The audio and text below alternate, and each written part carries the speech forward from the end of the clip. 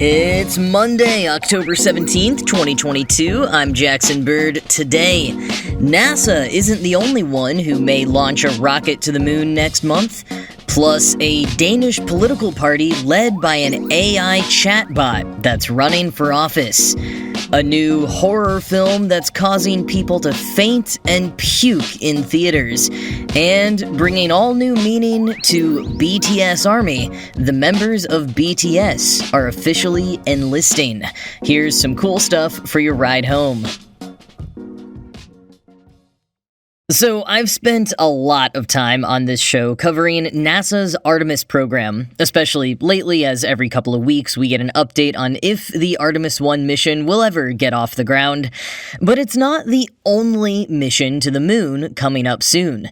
In the coming years, the moon will be a crowded place as lots of different private companies and national space agencies plan their returns. And one of those might end up overlapping with or even preceding the Artemis 1 launch. So Artemis 1 was supposed to launch back in August, but the launch had to be scrubbed twice due to technical issues. And the third time, it would have been ready, but Hurricane Ian prevented NASA from being able to take off. Now they have set their sights on November 14th, just a few minutes after midnight. This will be the first test of NASA's new SLS rocket, as well as the Orion spacecraft, which will one day carry astronauts to the moon, our first return since 1972. And even though Artemis 1 will not have any humans on it yet, with its exploratory loop around the moon, it will be the furthest a spacecraft designed for human transport has ever gone. But another uncrewed spacecraft headed for the moon might get off the ground first, and that ground will be the same American site as the NASA launch. The privately owned Japanese Hakuto R lander and the United Arab Emirates Rashid 1 rover are slated to launch between November 9th and 15th on board a SpaceX Falcon 9 rocket from Kennedy Space Center in Cape Canaveral, Florida.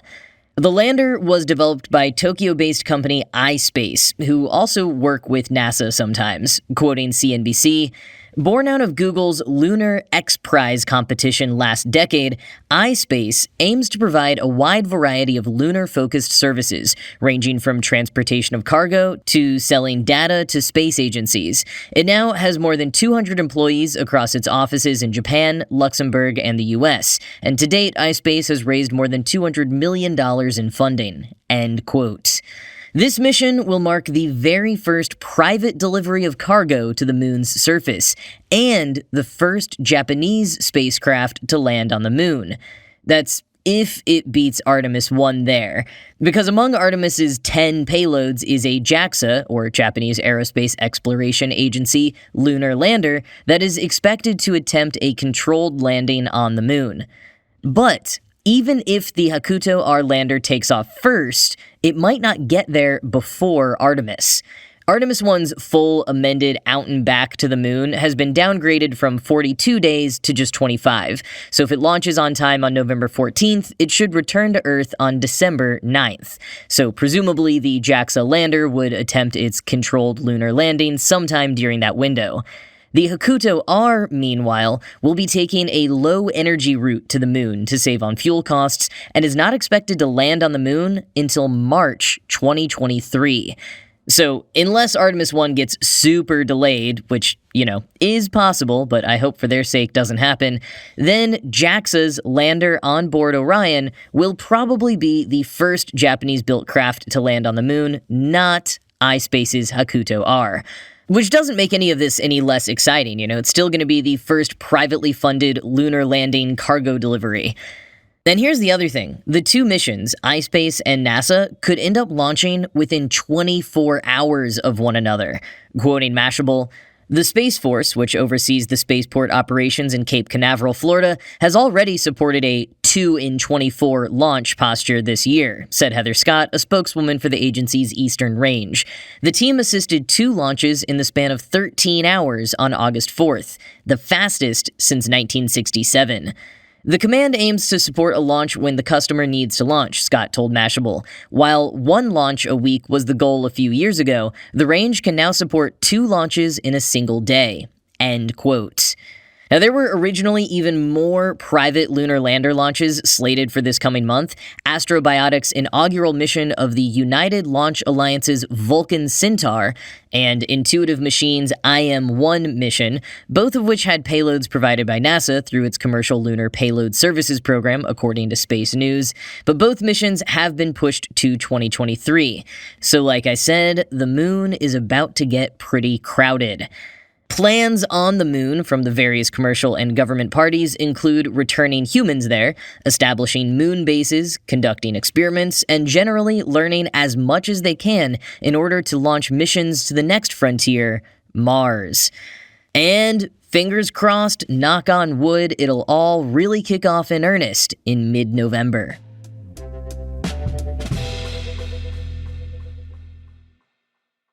You may be disillusioned with politics, but are you, let's just elect an AI chatbot to lead us, disillusioned? That's exactly what's happening over in Denmark, where the artist collective Computer Lars and nonprofit art and tech organization Mind Future Foundation have built an AI chatbot named Leader Lars and installed it as the public face and figurehead of their new political party, the Synthetic Party. Its policy initiatives are also written by the AI. Leader Lars has been programmed on the written text policies of all Danish fringe parties since 1970. The goal is to represent the values of Denmark's non-voting public, which is estimated to be around 15 to 20% of the population, and which the Synthetic Party reckons didn't vote in the last election due to being disillusioned with all the major parties. In addition to being programmed on the policies of other fringe parties, Leader Lars lives on a public Discord, where you can chat and ask questions of the bot, if you understand Danish. Lars will understand English questions, but only responds in Danish. All of these interactions contribute to a dataset that fine-tunes the policy points. Synthetic Party founder Oscar Staunis told Vice's Motherboard that, due to being a synthetic party, some policies may be contradictory. Telling the outlet further, quote, "Modern machine learning systems are not based on biological and symbolic rules of old-fashioned artificial intelligence, where you could uphold a principle of non-contradiction as you can in traditional logic. When you synthesize, it's about amplifying certain tendencies and expressions within a large pool of opinions. And if it contradicts itself, maybe they could do so in an interesting way and expand our imagination about what's possible." End quote. Now, as for some of those stated policies, Leader Lars and the Synthetic Party support a universal basic income of the equivalent of $13,700 per month, and the establishment of a new United Nations Sustainable Development Goal, which would aim to educate people on how to adapt to and work with AI machines. Included in that would be illustrating how governments can hold AI accountable to biases and other societal influences. Staunis told Motherboard, quote, "AI has not been addressed properly within a democratic setting before, so we tried to change the theme to show that through artistic means and through humans curating them, artificial intelligence can actually be addressed within democracy and held accountable for what it does and how it proceeds." End quote. Barron's lumps the Synthetic Party into the more than 230 micro-parties in Denmark, many of which exist more to mock or criticize the politics of the country than to actually enact policy one day. Although, in a sense, the Synthetic Party is more of a mega-party than a micro one, since the written data of all 230 of those micro-parties are being synthesized to create one super-party. And that people's voices are being taken into consideration is key here. Quoting Vice, Staunis explained that the Synthetic Party differs from what he calls the fully virtual politicians, such as Sam from New Zealand and Elisa from Russia. Those candidates, which were AI-powered bots that voters could talk to, Staunis said, are anthropomorphizing the AI in order to act as an objective candidate so that they become authoritarian, while we synthetics are in for a full-on democratization of a more-than-human way of life. What the Synthetic Party prioritizes, according to Staunis, is not so much having a central AI figurehead, but examining how humans can use AI to their benefit. End quote. Now, as for the nitty-gritty of how this could even work legally, if the party makes it to the 20,000 signature threshold to be eligible for the upcoming election, As of recording, they have 12 votes of the necessary 20,000. Leader Lars, the AI chatbot, would have human proxies on the ballot and acting as interpreters for the AI. Staunis says the voters will just have to trust them that, as experts who engage with AI so often, they will be able to interpret something valuable from them. Though, as futurism counters, quote, "Hey, humans serving as messengers for technologies and texts that others aren't able to grasp have always been completely fair and good for society, right?" End quote. Fair point, though Staunis told Motherboard that his team is in talks with people from other nations like France, Colombia, and Moldova about creating versions of the synthetic party in their nations. So even if Leader Lars doesn't get enough signatures to be on the ballots this election, it may not be the last we hear of bots running for office.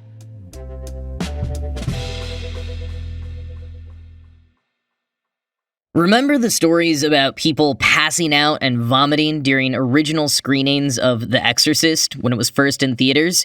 Sometimes those stories almost seem quaint. Like as scary and well done as that movie is, the effects are a bit dated, and we just have so much other gore out there now that I think we've become a little desensitized.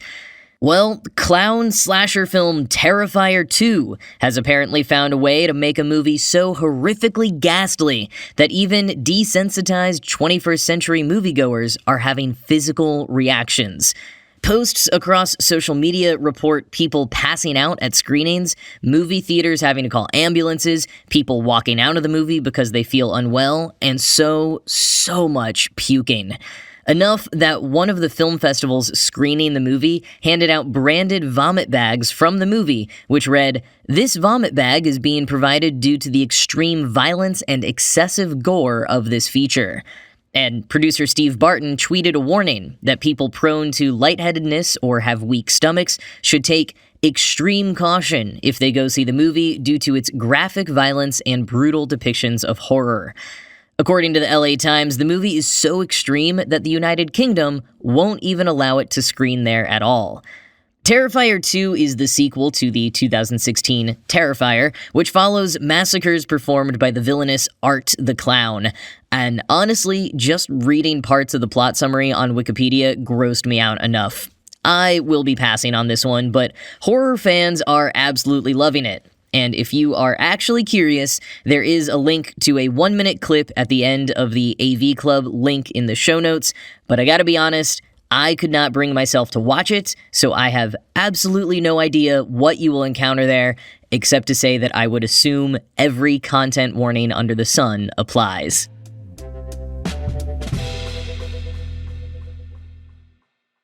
BTS, the Korean pop group, have officially announced their hiatus. But unlike One Direction's in 2015 that everyone kind of knew was the end of the group as its members moved on to solo work, BTS's hiatus is not about burnout or creative differences, it's by government mandate. The band will be on hiatus until 2025 while its 7 20-something members complete South Korea's mandatory military service. All South Korean men are required to enlist and complete at least 18 months of military service when they are between the ages of 18 to 30. And with the oldest band member about to turn 30, some have been thinking that the band might be excused from the service, which there is precedent for. According to BuzzFeed News, back in 2018, Son Heung-min, a soccer player for both the South Korean national team and Tottenham Hotspur in the United Kingdom, got an exemption after his team won the Asian Games final against Japan. He still had to serve 4 weeks, but it was a marked improvement over the 18 months to 2 years he would have served otherwise, and now he is back to playing soccer professionally in England. And notably, 2 years ago, the South Korean government passed an amendment to their Military Service Act, allowing artists who have made, quoting BuzzFeed News, a positive impact on South Korea's reputation to delay their enlistment for 2 years longer than the average person, end quote. Now, apparently, the label originally put in a request to delay the oldest member's enlistment after that amendment passed, but they've withdrawn it, and he will be enlisting soon, after the release of an upcoming solo single. Other members will enlist in a sort of cascading order after each one releases a solo project and completes promotion for it, all of which will add up to the full band being on hiatus until about 2025. But a lot of people are still surprised any of them are serving at all, not just on a delayed timeline. And that's because in addition to having arguably one of the biggest impacts to South Korea's cultural reputation around the world over the last few years, they are also huge moneymakers. Quoting BuzzFeed News, "There's been debate around whether BTS should be enlisting at all, citing the country's economic recovery.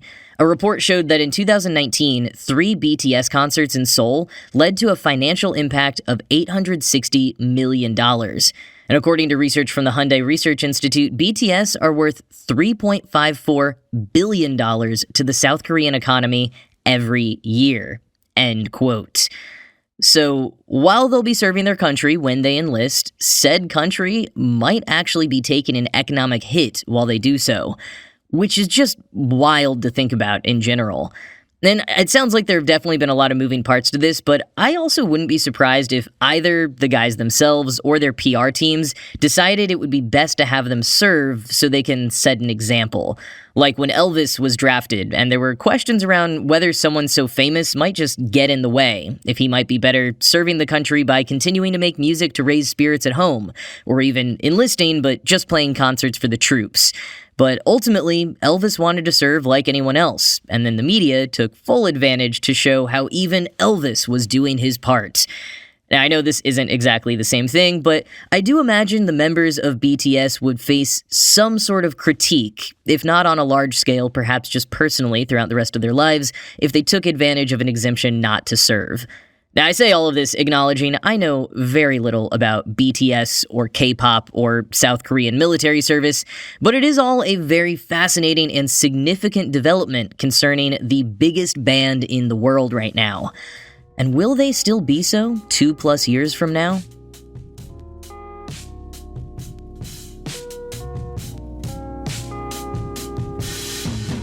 Alright, well that's gonna be it from me for today. This show was produced by Ride Home Media. I'm Jackson Bird, and I will talk to you again tomorrow.